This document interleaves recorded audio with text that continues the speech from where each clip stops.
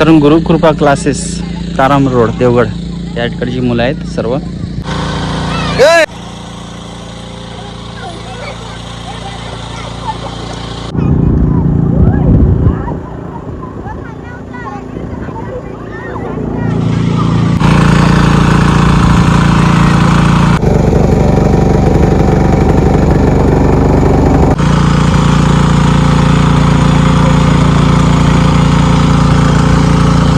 इंचचे gap ठेवूनच हे काम केलं जात आहे बघा.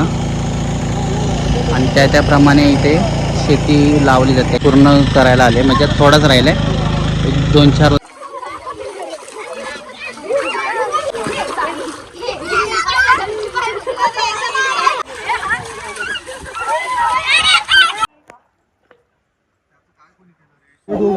लावू मस्त अगदी पद्धतशीर लावायचं.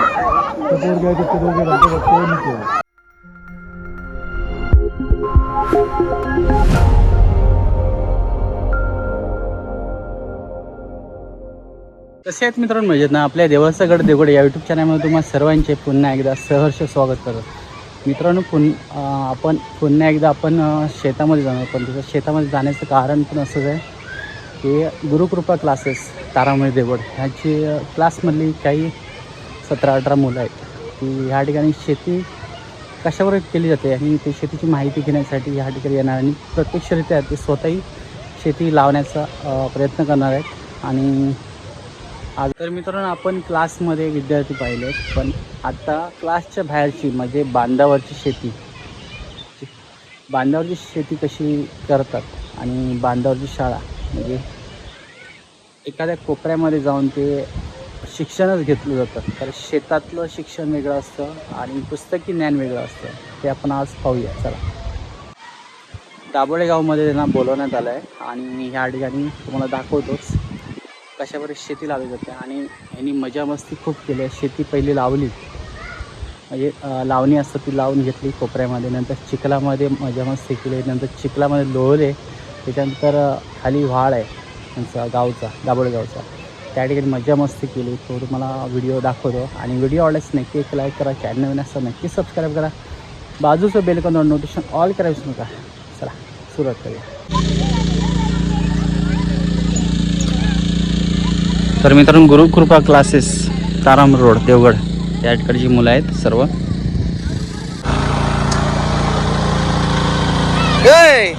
वरून चल.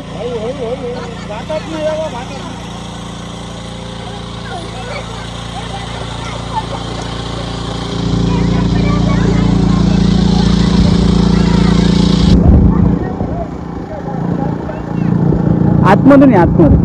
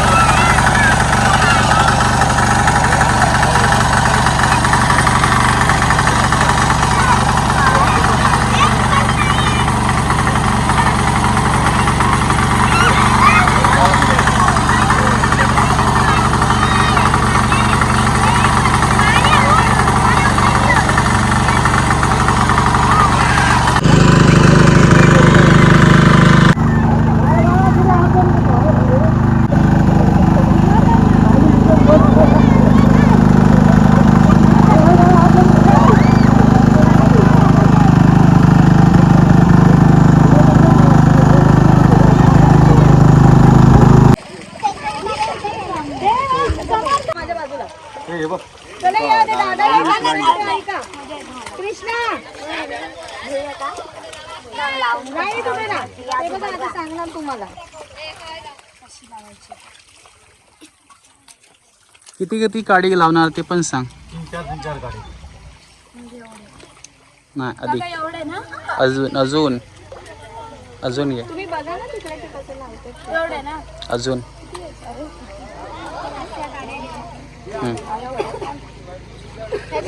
म्हणजे जास्त आहे. त्याच्या मागोमाग सरळ लावा, सर्व दिसलं पाहिजे.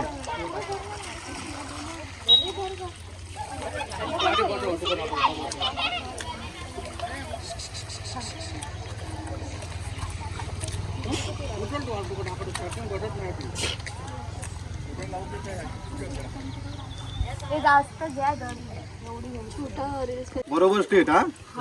उभं नाही, थोडं क्रॉस करायचं असं. हा थोडं. एक एकीने आधी लावा. एक लाईन एकाने लावा, नंतर एक लाईन एकाने लावा. हा लाव लाव बाय, याच्या मागे लाव. हा सरळ सरळ स्ट्रेट बघ. दाब दाब अजून खाली. इकडे हा. हा याच्या मागे घे बरोबर. हे तेव्हा ते कसं लावते तुम्हाला लावायचं. मला बाहेर असं नाही, एवढे नाही करायचं. शांत राहायचं. 2-3 गाड्या फक्त. ही एकच घेतली बरोबर सेम. हा असं हे बघ. असं ना. हा हे बघ असं खाली रोवायचा. वरच्यावर नाही. हा अगदी खाली. हा रशीच्या बाहेर लाव. आत नाही रशीच्या बाहेर. अजून घे. असं करायचं. हा असं असं. हा लाव. हा बरोबर आहे. हिने बरोबर लावलं. हा लाव. मस्त बरोबर आहे. हा खाली घालायचं. हा आणि काय गाडी ही का घेतली? हे झाल्यानंतर मग एवढं भिजलंच ते त्याला. हा बस बरोबर आहे. उचला रे. तर मित्रांनो आता नांगरणी चालू आहे ट्रॅक्टरची आणि एका बाजूला पाणी पण मारतात ज्या ठिकाणी पाणी नाही म्हणजे ऊस सकल भाग असतो त्या ठिकाणी आणि एक साईडला तर ग्रुप क्लासेस देवगड यांचे शालेय मुलं आली आहे क्लासची आणि आता बांधावरची शेती कशा प्रकारे म्हणजे शेती कशी लावली जातात ते प्रात्यक्षिक आणि प्रत्यक्षरित्या प्रॅक्टिकलही करतायत.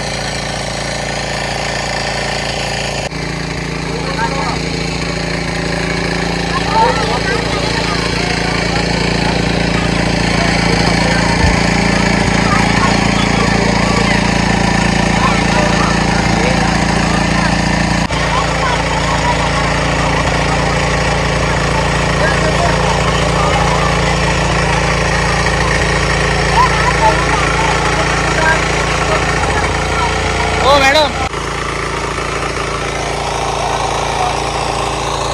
शेती कशावर केली जाते हे प्रात्यक्षिक आणि शेतकरी कसा राबतो आणि त्याचं काय काय प्रोसेस आहेत या मुलांना अभ्यासात किंवा ज्ञानमध्ये भर पडणार आहे आणि शेती कशी केली जाते ते यांना आजच्या बांधावरच्या शेतीमुळे समजणार आहे.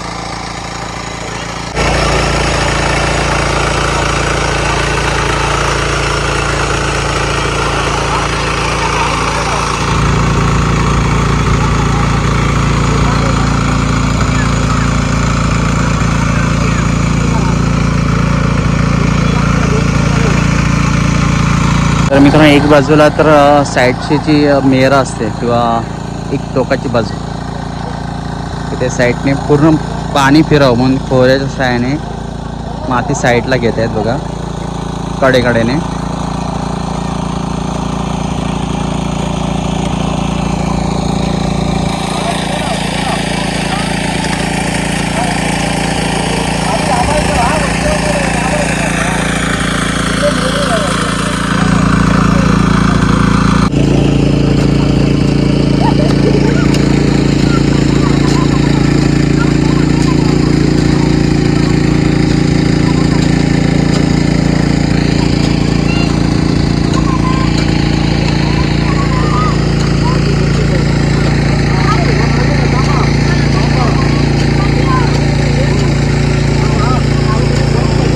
बघा मित्रांनो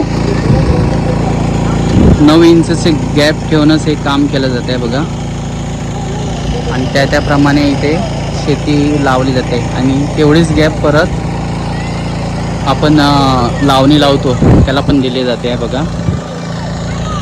त्यामुळे ना लाईनीत एका लाईनीमध्ये तुम्हाला हे सर्व अच्छी शेती दिसणार आहे तुम्हाला. शेती लावतात ते शेती बघा.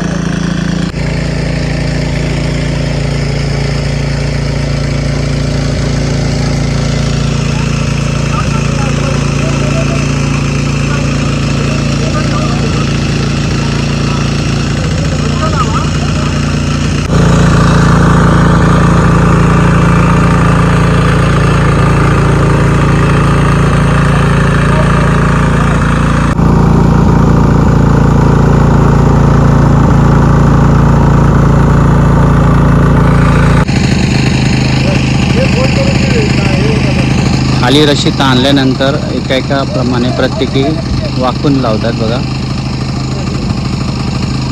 जसं शेतकरी लावतो तशा पद्धतीत इथे माप, पण इथे वेगळ्या पद्धती आहे. सरकारी भात आहे आणि इथे मापातच लावावं लागतं, कारण बऱ्याच ठिकाणी आता सरकारीचे कर्मचारी फिरून हे शिकवतात शेतकऱ्यांना की अशा प्रकारे भात लावा म्हणून. आणि त्याप्रमाणे 9 इंच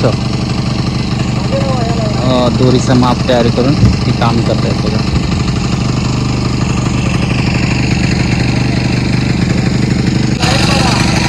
तर मित्रांनो, आजच्या शाळेत क्लासमधल्याच मुलांनी बघा शेती अशा प्रकारे लावलेली आहे. मग जसं मार्गदर्शन केलं तसं.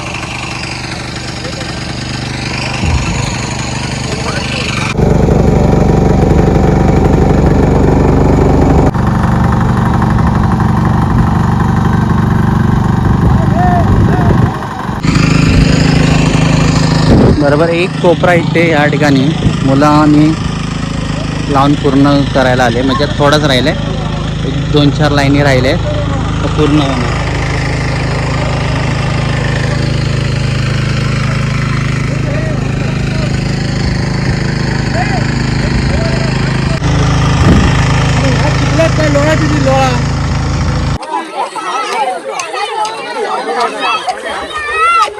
हे उडवायचं नाही, लोळायचं आहे फक्त.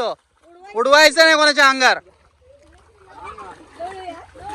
लोळा चला. चिखलामध्ये लोळायचंय. हा नंतर पाण्यामध्ये नेतो तुम्हाला. ए काय करतोय?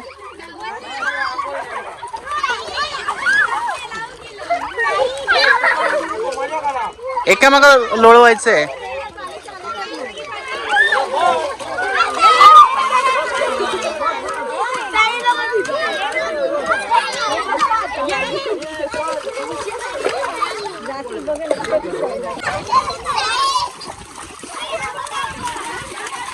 तर मित्रांनो, शाळेची मुलं आहे क्लासमधली, गुरुकृपा क्लासेस देवगड. आणि मस्त सगळे लोळत आहेत बघा चिखलामध्ये.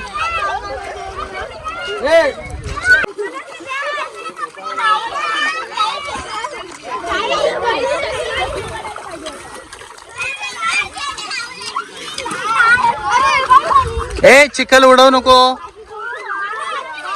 ए वडा वडा.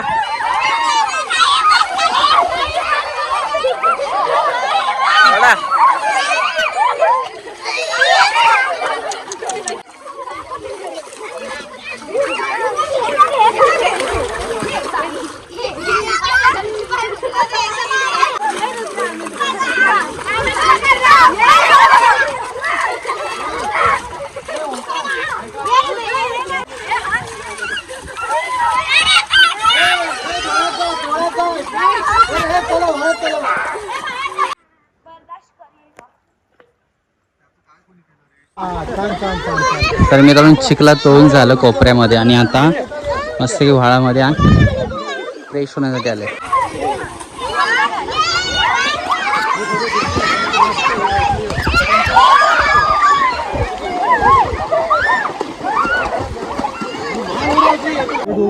लावू मस्त अगदी पद्धतशीर लावायचं.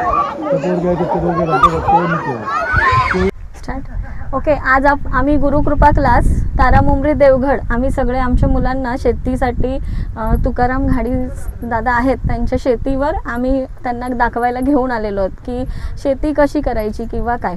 काल मी गेल्या वर्षी माझी जी 10वीची मुलं होती त्यांना मी शेतकऱ्यांबद्दल निबंध लिहायला सांगितलेला, शेतकऱ्याचं आत्मवृत्त लिहायला सांगितलं होतं.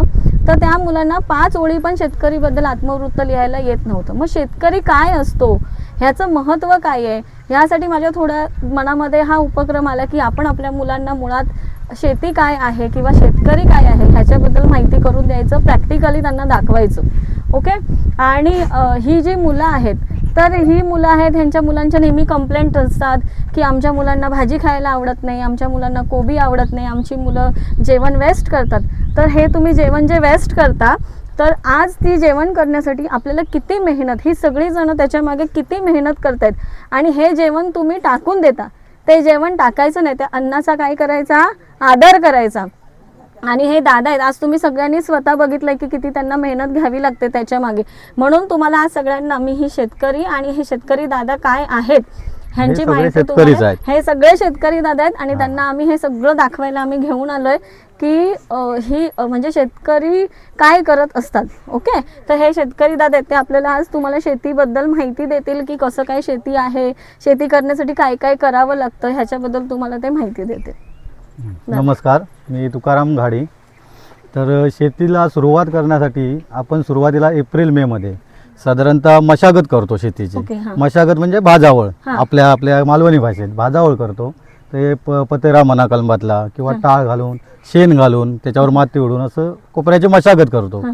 ती कशासाठी, तर रान येऊ नये. ज्यावेळी आपण भात पेरणी करणार त्यावेळी जास्त रान त्याच्यात येऊ नये, भातच वरती यावं, त्याच्यासाठी ती आपण मशागत करतो. ती एप्रिल मे मध्ये करतो. त्याच्यानंतर जूनमध्ये पाऊस पडला की एक 15-20 दिवसानंतर जूनच्या आपण नांगरणीला सुरुवात करतो, म्हणजे पेरणीला सुरुवात करतो. पेरणी झाली की उखळ म्हणतात, आपण राहिलेल्या जमिनीची उखळ घालतो आणि पेरणी जे ते करतो ती साधारणतः 21 दिवसानंतर लावण्यायोग्य ते भात वरती येतं, म्हणजे रुजतं. आणि 21 दिवसानंतर ते आपण काढू शकतो. ओके. आणि त्याच्यानंतर जुलैपर्यंत आपण ती लावणीला सुरुवात करतो.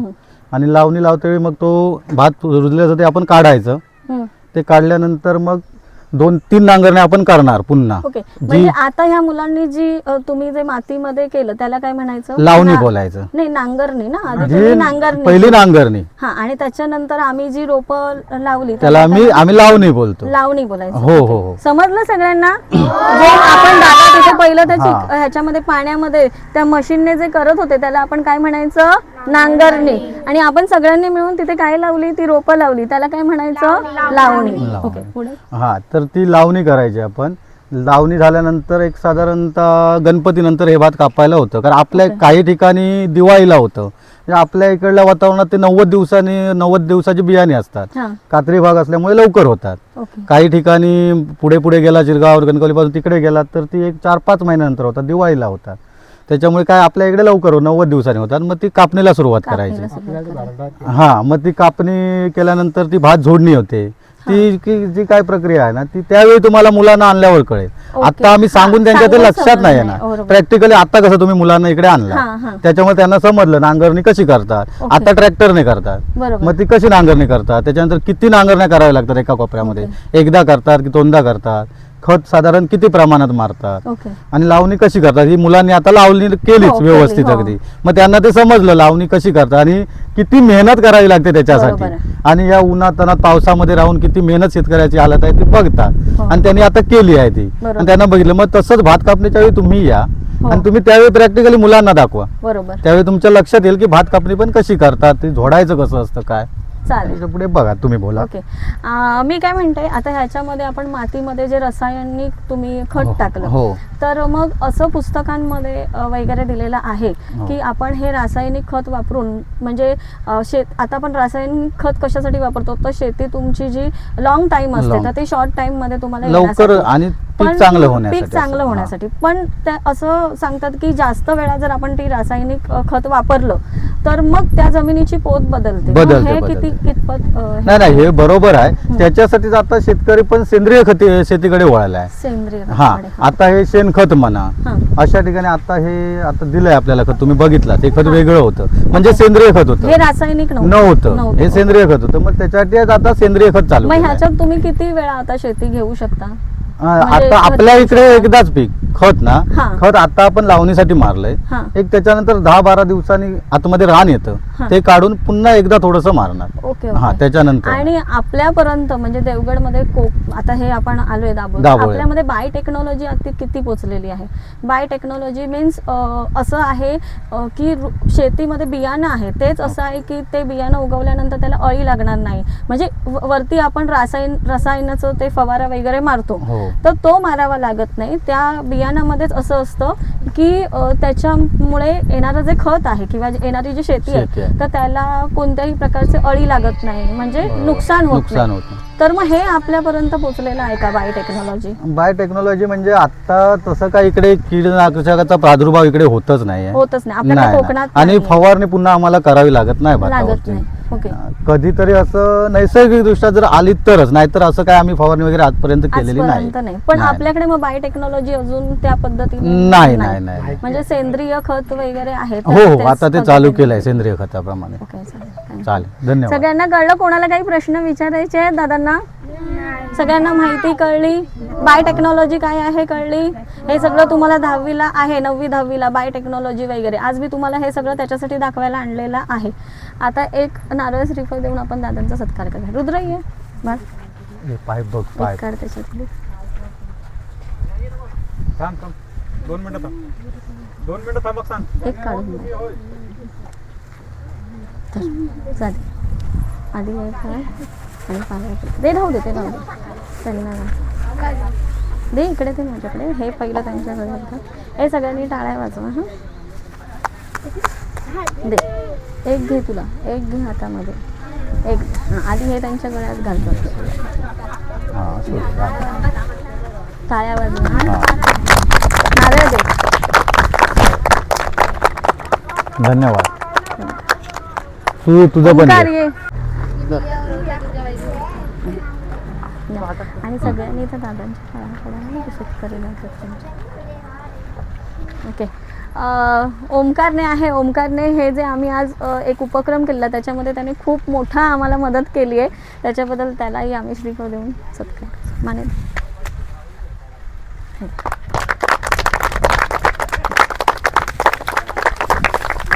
तर मित्रांनो, आजचा व्हिडिओ कसा आला नक्की कॉमेंट करून सांगा. व्हिडिओ आवडल्यास नक्की एक लाईक करा, चॅनल नवीन असं नक्की सबस्क्राईब करा. आणि गुरुकृपा क्लासेसचे विद्यार्थी आज दाभोळ गावामध्ये शेती कशावर लावली जाते ती पाहण्यात आले आहे. म्हणजेच बांधावरची शेती, बांधावरची शाळा किंवा शेती असं बोलतात. एक्झॅक्ट मलाही माहीत नाही नक्की काय बोलतात ते. चला भेटूया अशा का नवीन व्हिडिओमध्ये.